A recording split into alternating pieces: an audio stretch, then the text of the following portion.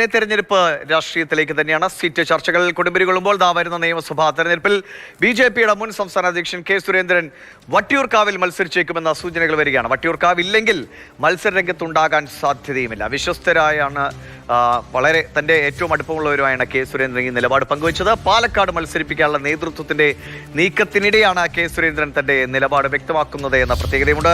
പ്രശാന്ത് കൃഷ്ണ വിവരങ്ങൾ വേണ്ട. പ്രശാന്ത്, വളരെ തകൃതിയായി ചർച്ചകൾ നടക്കുകയാണ്. നേരത്തെ തന്നെ നേമത്ത് താനാണ് എന്ന് രാജീവ് ചന്ദ്രശേഖർ പ്രഖ്യാപിച്ചിരുന്നു.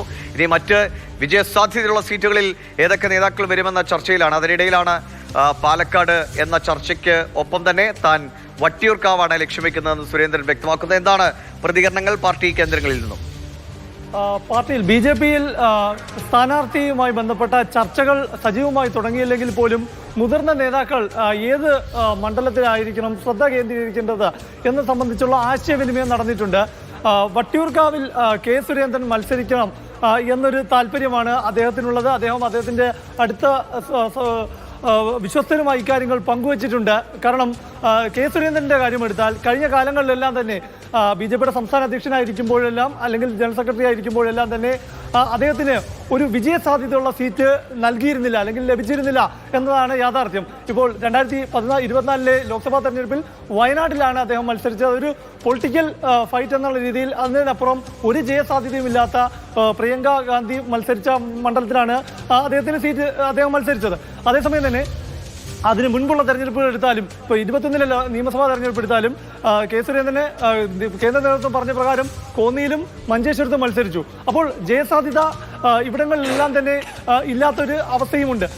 അപ്പോൾ കെ സുരേന്ദ്രൻ ഇപ്പോൾ എടുത്തിരിക്കുന്ന ഒരു നിലപാട് അദ്ദേഹത്തിന് ഇനി ഒരു ഷുവർ സീറ്റ് അല്ലെങ്കിൽ വിജയസാധ്യത ഏറ്റവും കൂടുതലുള്ള ഒരു മണ്ഡലം തന്നെ ഇത്തവണ മത്സരിക്കാൻ വേണം എന്നൊരാഗ്രഹമാണുള്ളത്.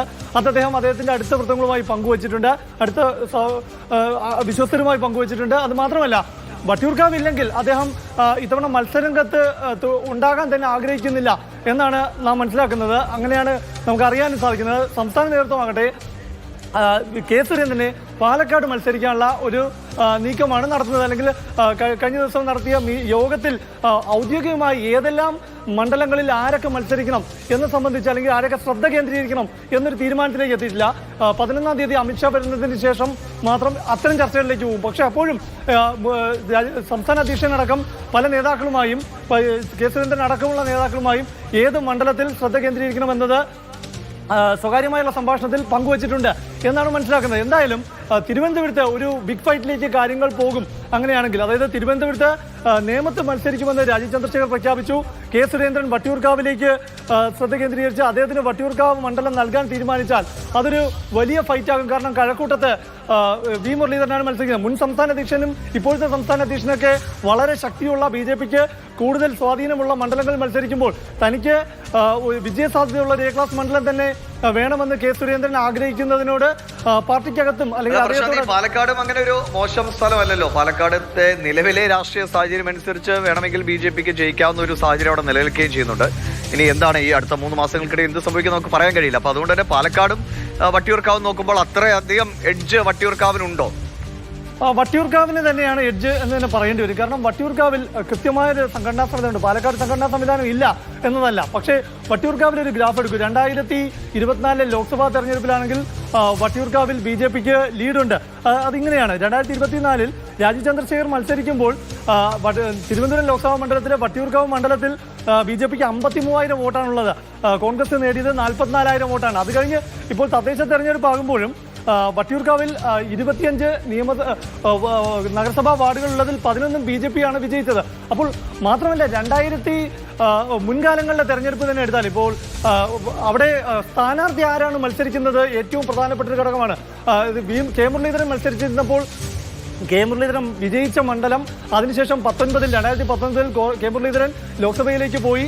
അവിടെ ഉപതെരഞ്ഞെടുപ്പ് നടന്നപ്പോൾ 3-ാം സ്ഥാനത്തായിരുന്നു. അതായത് കെ മുരളീധരൻ മത്സരിച്ചപ്പോൾ 3-ാം സ്ഥാനത്തായിരുന്ന അന്ന് 2-ാം സ്ഥാനത്ത്, അതായത് 2016 കുമ്മനം രാജശേഖരനായിരുന്നു അവിടെ 2-ാമത്. അത് പിന്നീട് അവിടുന്ന് 1-ാമതേക്ക് എത്തിയത് LDF ആണ്. ബി.ജെ.പിയുടെ 3-ാമത് പോയി.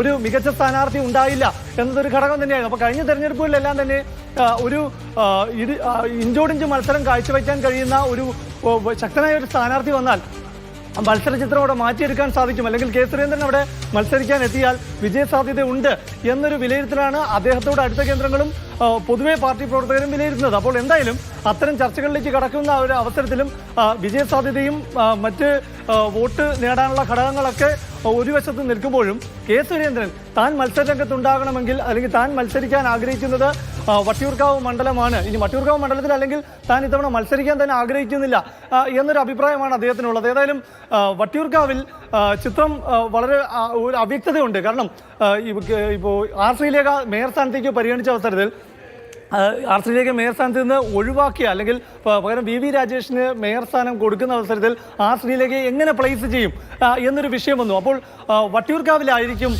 ആർ ശ്രീലേഖ ഇനിയിപ്പോൾ അടുത്ത തെരഞ്ഞെടുപ്പ്, അതായത് 3 മാസം കഴിഞ്ഞ് തെരഞ്ഞെടുപ്പ് വരുമ്പോൾ ആർ ശ്രീലേഖ വട്ടിയൂർക്കാവിൽ മത്സരിപ്പിക്കും എന്ന തരത്തിൽ പാർട്ടി കേന്ദ്രങ്ങളിൽ നിന്ന് പല പാർട്ടി നേതാക്കളും അഭിപ്രായം പങ്കുവച്ചിരുന്നു. ഇന്നിപ്പോൾ രാവിലെ ഇപ്പോൾ ശ്രീലേഖയുടെ പ്രതികരണം തേടിയിരുന്നല്ലോ. ഈ മേയർ സ്ഥാനവുമായി ബന്ധപ്പെട്ട കാര്യമാണെങ്കിലും അവർ ഇനി നിയമസഭാ തെരഞ്ഞെടുപ്പിൽ മത്സരിക്കാൻ താല്പര്യമുണ്ടോ, തനിക്ക് അങ്ങനെ ഒരു ആഗ്രഹമില്ല എന്നാണ് അവർ പറഞ്ഞത്.